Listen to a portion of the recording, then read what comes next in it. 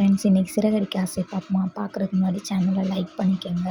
நம்ம விஜயா நினச்சாங்க ஈஸியாக டைவர்ஸ் கிடச்சிரும்னு. கடைசியில் பார்த்தா இப்போ டைவர்ஸ் கிடைக்கல. ரோஹிணி தரமாட்டேன்னு சொல்லிட்டு போயிட்டாங்க. இப்போ பார்த்தீங்கன்னா போய் வக்கீல் அம்மாட்ட வந்து காலில் விழுகாத குறையாக கெஞ்சுறாங்க. என் மகனுக்கு டைவர்ஸ் வாங்கி கொடுங்க, டைவர்ஸ் வாங்கி கொடுங்க.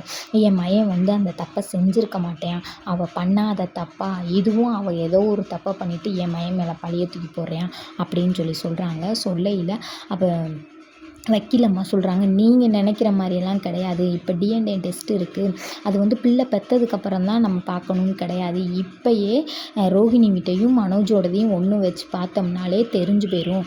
நீங்கள் வந்து பண்ணுறது தப்பு. நீங்கள் செய்கிற தப்பு பார்த்தீங்கன்னா முழுசையும் மனோஜை கொண்டு போய் ஜெயிலில் உட்கார வைக்கிறதுக்கு தான் நீங்கள் பிளான் பண்ணுறீங்க அப்படின்னு சொல்கிறாங்க. சொன்னேன், ஐயோயோ என் மகனுக்கு ஜெயிலில் போடுறா, ஐயோயோ வேணாம் வேணாம் அப்படின்னு விஜயா சொல்கிறாங்க. அப்போ ரோஹிணி வயிற்றில் வளர்றது உங்கள் மகனோட பிள்ளையான்னு கன்ஃபார்ம் பண்ணுங்கள், பண்ணிவிட்டு என்ன ஏதுன்னு டீட்டெயிலை கொண்டு வந்து சொல்லுங்கள் அப்படின்னு சொல்கிறாங்க. அப்போ முத்து மீனா வீட்டுக்குள்ளே பேசிக்கிட்டு இருக்காங்க.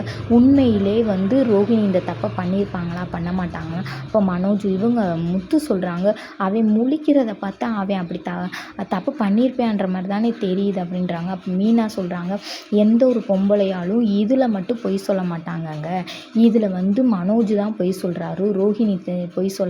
அப்பயுமே உங்கள் அண்ணன் கூட வாழணும்னு நினச்சாங்களே ஒழிய இது பண்ணணும்னு நினைக்கல அப்படின்னு சொல்கிறாங்க. அப்புறம் பார்த்திங்கன்னா ரேகாவை சிந்தாமணி பார்த்து பேசுகிறாங்க. பேசணுன்னே, இந்த வாழ்க்கை உனக்கு தேவையா? ஒரு நிமிஷம் கூட ஏசி இல்லாமல் இருக்க மாட்டேன், தேவையில்லாமல் இந்த வீட்டில் போய் வாழ போகிறேன்னு போய் இது தேவையா அப்படின்னு கேட்குறாங்க.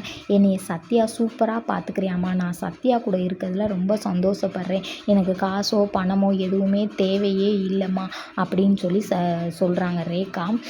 உனக்கு தெரியலடி, அவ தங்கச்சி போலீஸ்காரனை கட்டிக்கிட்டா, அக்கா நல்லா பணக்கார வீட்டில் போய் வாக்கப்பட்டுட்டா, அவங்க 2 பேரும் ஏழையாக இருந்து பணக்கார வீட்டுக்கு வாக்கப்பட்டாங்க, நீ பணக்காரியாக இருந்து ஏண்டி ஏழையான வீட்டுக்குள்ளே போய் இருந்து கஷ்டப்படுற அப்படின்றாங்க. இது என்னோட சந்தோஷமா, நான் சந்தோஷமாக இருந்தாலும் துக்கமாக இருந்தாலும் நான் பார்த்துக்கிறேம்மா, நீங்கள் விடுங்கம்மா அப்படின்னு சொல்கிறாங்க. அதோட நாடகம் முடிஞ்சுச்சு.